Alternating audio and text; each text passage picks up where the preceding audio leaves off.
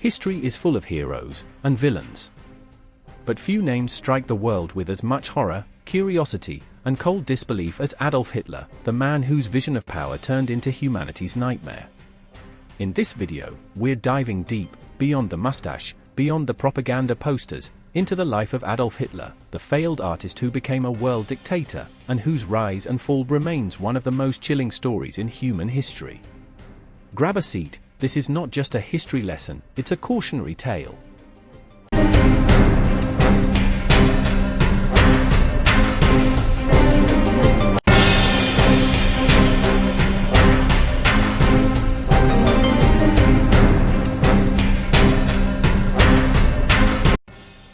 Adolf Hitler was born on April 20, 1889, in Braunau in Austria. His father, Alois, was strict, a government customs official, cold and distant. His mother, Clara, doted on him. Some say he was a mama's boy, others say the seeds of rage were already there. As a boy, he dreamed of becoming an artist. Can you imagine? The man who'd command armies once struggled to pass an art school entrance exam twice. Vienna's Academy of Fine Arts rejected him, calling his work mediocre. Ouch! But failure, my friends, does something strange. It either breaks you, or turns you bitter. For Hitler, it was the latter. He spent his early 20s homeless, painting postcards for pennies and blaming others for his misfortune: immigrants, intellectuals, politicians, and most dangerously, Jews. In 1914, the world went mad. The Great War, what we now call World War I, erupted across Europe. Countries mobilized armies in the millions. Empires crumbled. New lines were drawn. For a young, aimless Adolf Hitler, this was more than a global crisis, it was a calling. He enlisted in the Bavarian army, despite being Austrian, and, for the first time in his life, he felt he belonged. The boy who couldn't find his place in art school, found his place in war. Hitler wasn't the strongest, he wasn't the smartest, but he was disciplined, obedient, and utterly fearless on the battlefield.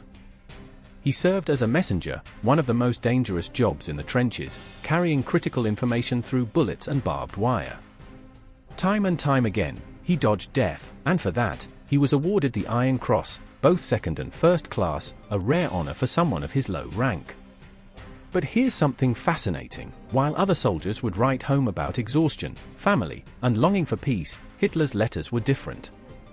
He wrote about the thrill of battle, the brotherhood of soldiers, and his growing hatred for those he believed betrayed Germany from within. In 1918, a British gas attack temporarily blinded him. He was sent to a hospital, sitting in literal darkness, and figurative darkness, too. Because while he recovered, Germany surrendered. The war was over, and for Hitler, it wasn't just defeat, it was humiliation. The Treaty of Versailles was signed. Germany was forced to pay crushing reparations. Its military was dismantled, and worst of all, the blame for the war, laid squarely on Germany's shoulders, became a bitter pill for the entire nation. Back on the streets, Hitler saw chaos. Unemployment skyrocketed. Inflation made money worthless, people literally burning cash to stay warm. Imagine working your whole life, only to find that a loaf of bread costs what yesterday could have bought you a house. And in that perfect storm, defeat, humiliation, poverty, Hitler's hatred grew. He didn't just lose a war, he lost faith in humanity. He blamed the politicians, the so-called November criminals. He blamed democracy, he blamed Marxists, and most of all, he blamed the Jewish people. Germany was looking for answers. And sometimes, people don't look for the truth, they look for someone to blame. And just like a lightning bolt needs the perfect storm, Hitler found his.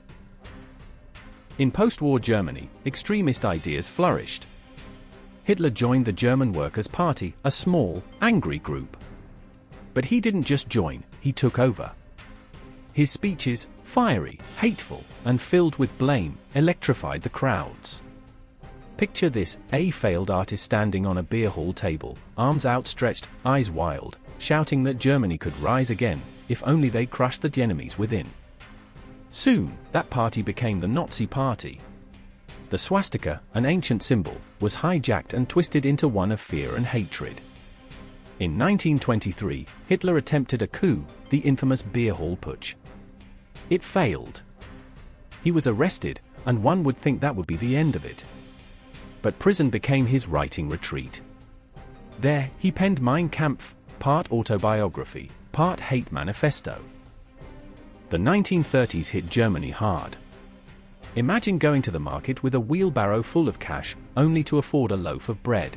Desperation breeds extremism, and Hitler knew this. He promised jobs, strength, and restoration of national pride. He wasn't just selling politics, he was selling hope wrapped in poison. In 1933, he was appointed Chancellor of Germany. But here's the scary part, he didn't take power by force, he was invited in. Within months, he dismantled democracy, outlawed opposition, and gave birth to the Third Reich. The world watched, and the world marveled. Hitler didn't just take power, he commanded it. The man who once painted postcards in Vienna was now painting grand illusions of a new Germany, and people followed. He built highways, the Autobahn. He pulled millions out of unemployment with massive public works projects. He reignited German pride in the ashes of humiliation. And then, in 1936, he hosted the world in Berlin for the Olympic Games. For a moment, the world held its breath. Was this man just a strong leader, rebuilding a broken nation? Heads of state shook his hand. Newspapers wrote cautiously optimistic headlines. But behind that curtain of spectacle, darkness was brewing. Behind closed doors, Hitler was laying the groundwork for horror. The first concentration camps, Dachau, Sachsenhausen, were quietly constructed. At first, for political prisoners. But soon, they became holding pens for anyone he deemed undesirable. Jews, Roma, homosexuals, people with disabilities. In his vision of a perfect world, there was no room for difference. And while the world applauded his economic miracles, he was secretly rearming Germany, in violation of international treaties. New tanks rolled off assembly lines. Fighter planes took to the skies. The Wehrmacht was growing, and so was Hitler's ambition.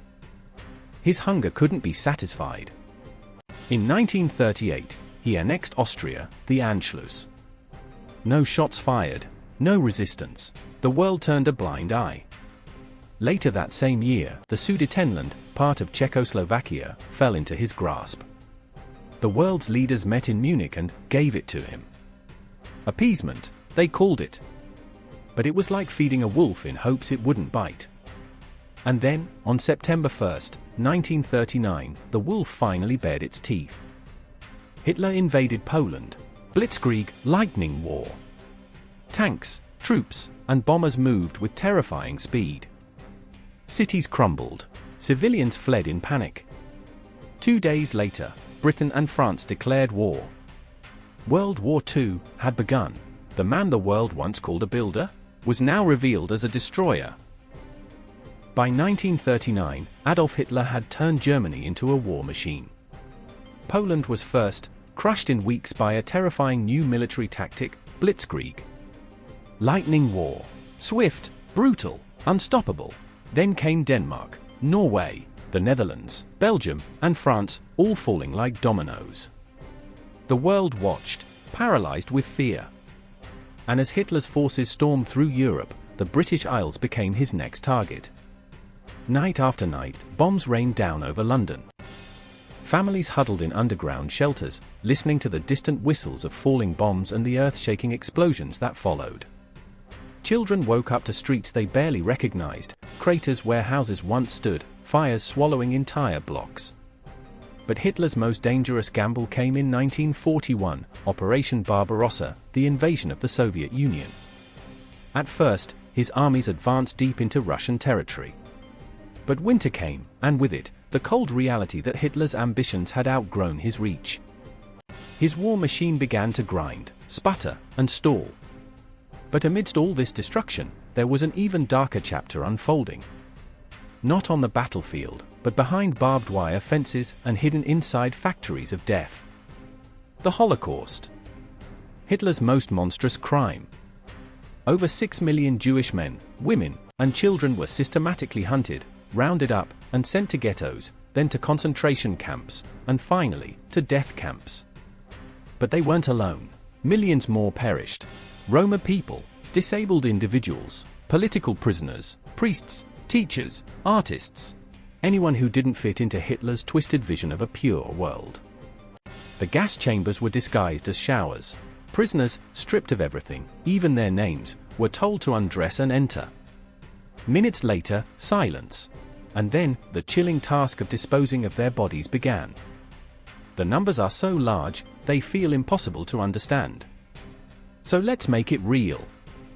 Imagine a city the size of Lagos, Nigeria, bustling with over 20 million people. Now, imagine waking up, and no one's there. Empty streets, empty homes. A silence so heavy it suffocates. That's the scale of horror we're talking about. Entire communities, wiped out. Generations erased. The world didn't know, or perhaps didn't want to know, the full extent of Hitler's cruelty until it was almost too late. When Allied forces liberated these camps, hardened soldiers wept. What they saw was beyond anything war had prepared them for. Hitler didn't just wage war on countries. He waged war on humanity itself. And by the time the world fully understood, millions were already gone. By early 1945, the world Hitler had so carefully constructed from hate, lies, and terror was collapsing. The once mighty Nazi war machine was rusting and broken. From the West came the Americans, British, and Canadians. From the East, the Soviet Red Army advanced with unstoppable fury, fueled by revenge for the horrors inflicted on their homeland. Berlin, the heart of the Reich, became a city under siege. Artillery fire echoed through streets once lined with parades and Nazi banners. Now, they were ghostly avenues of ruin and fear. Civilians hid in cellars, children wept for parents lost to bombings. Soldiers, boys too young to shave, men too old to fight, were forced into hopeless defense. Beneath the city's shattered surface, in a concrete bunker 55 feet underground, Adolf Hitler, once the most powerful man in Europe, sat isolated. His most loyal generals had either fallen or abandoned him. His dreams of a 1,000-year Reich were crumbling into dust. He was left with paranoia, betrayal, and the deafening sound of bombs dropping closer and closer. And then, even in this chaos, a strange scene unfolded. On April 29, 1945, inside that cold, dimly lit bunker, Hitler married his longtime companion, Eva Braun. Not a grand royal wedding, not the triumph he once imagined, just two desperate souls exchanging vows while the world they built burned above them. But the next day, the curtain fell. Hitler, the man who had brought destruction to millions, sat on a worn sofa, next to Eva. He wrote his final will, refusing to face the humiliation of capture. And then, with a pistol to his temple, he took his own life. Eva Braun followed him by taking cyanide. Their bodies, according to his instructions, were carried outside, doused with petrol, and burned in the bombed-out garden behind the bunker. Even in death, Hitler sought to control the narrative, to leave no remains, no relics for the victors. The end of Adolf Hitler was not one of heroism or honor. It was a whimper. A coward's escape from judgment. His empire crumbled, his vision destroyed, his name forever tied to one of the darkest chapters in human history. And what remained was silence, broken lives, empty cities, and a world that would spend generations trying to understand how one man could lead so many into darkness. The tyrant had fallen, but the scars he left behind remain etched into the soul of humanity. Today, Adolf Hitler's name is synonymous with evil. But here's where history becomes more than memory, it becomes a mirror. Hitler didn't rise alone.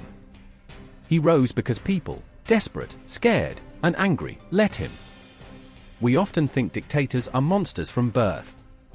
But the truth, sometimes, they start as ordinary people, failed artists, angry men with dreams of greatness, given a microphone. And when power meets hate, history repeats. The story of Adolf Hitler isn't just about one man, it's a lesson to every generation. Guard your democracy. Question loud promises. Beware of easy answers that point to scapegoats. Because dictators don't appear overnight, they are built, one unchecked step at a time. Thank you for watching. If you found this video insightful, hit that like button and subscribe to Niger Trends TV for more deep dives into history stories and events, and leave us a comment below. What lessons do you think the world still needs to learn from the life of Adolf Hitler? Do you think the world is still grooming the next Hitler in your country? If so, let us know in the comment section and state your reason. Until next time, stay curious, stay questioning, and most importantly, stay human.